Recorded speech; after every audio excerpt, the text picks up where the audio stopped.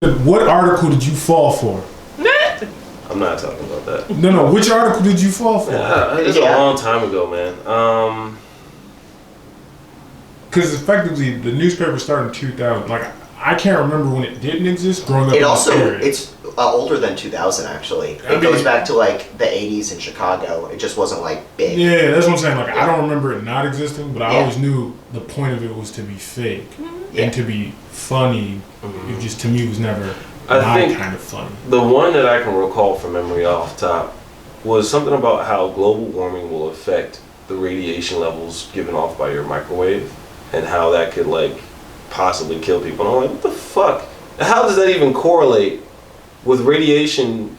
What's it called when it's permeate? Dispersion. Thank you, dispersion in your personal household. Like, how do they correlate? And I was just actually thinking about that. And then 5 minutes later, I was like, sound to you like I mean, it sounds absurd. So, and that's why you should. I will say the fact that article exists also might teach us another lesson about journalistic integrity. So the fact that you felt for something that sounds plausible enough means that you need to read into the substance in order to prove where the validity in the article actually lies. But that's already a job in and of itself, to read someone's prose, to make sure they're not being biased, and to make sure they're not adhering to some type of agenda, to make sure that they're being objective and fair. Because let's be honest, every news organization has an agenda. But that's what they're trying to get you to realize, is they're trying to get you to actually delve into the substance rather than just to see the article headliner, even though a majority of Onion fans will see headlines and just share those immediately because they know the satirical nature of the Onion itself. Right. So I think if you actually break down, and this is me just defending the Onion, not necessarily all satirical news and not necessarily everything the Onion does, is Onion readers, I think, get a better sense of finding the inconsistencies or looking for reliability when it comes to journalistic integrity as a result of the fact that they're so used to, like, the joking paper. And I think there's some value there for people who might be confused by pieces, because the article that you said that from The Onion that was about microwave radiation feels plausible enough, just like if you're looking at just the header. Right. But when you dive into the copy of the text, you have to recognize, oh wait, this name doesn't exist, or like it's a really stupid quote that they used. Well, see, so it shows you that you need to be more discerning. Well, I am actually if I'm going to be highly critical about something, then yeah, I think discernment is the highest priority. Yeah. Right. So I'm not just looking at the headlines and going, oh, this, no, it's not doing. I'm not doing that at all. Yeah. I'm reading the prose. I'm reading the actual content of the article, and I'm confused because I'm like, okay, what the fuck are they talking about? They'll throw in Moonbeam, which is a credible brand of microwaves that a lot of folks have. Yeah. So for a second, yes, I was fooled.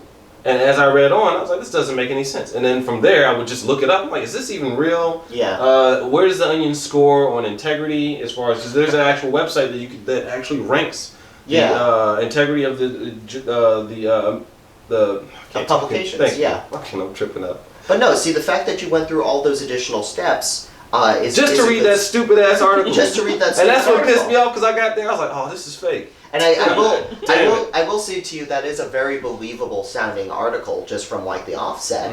But at the same time, the fact that you went through all those additional steps means that you're in an outlier of individual that will actually seek out pieces in order to determine journalistic integrity from an individual piece. While that's relatively rare, it's one exercise that the Onion might stand to teach other just individuals. And Onion, of course, isn't completely unguilty. Too many double negatives. They've been guilty of like causing sensationalism in the past. Yes. I can't remember. And you know how instances. quickly that can happen. It's like literally a house full of kinder, and a sensational story will just like look at Felicia Sonmez and her trying to tap dance on Kobe's grave. That's smear murmuring. I don't like that. I don't think a lot of people would like that. It's disrespectful. But I feel like the Onion, in and of itself, although satirical, could do the same thing.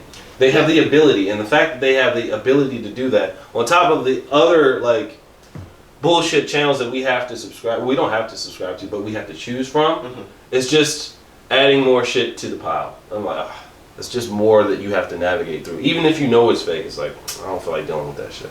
Yeah. Then again, like once you could recognize those sources, you could move quicker, but I do understand like the chopping through the unnecessary other publications in order to actually find the truth. Yeah, but as the universal adage goes in black speak, but that's just me though. And so castles made of sand fall into the sea eventually. I don't know, what does that even mean? It's from Jimi Hendrix. Castles made of sand. I actually I wasn't big on rock. Really? Yeah, it's just something. I haven't heard that song forever. I don't know why it's in my head. Alright, well.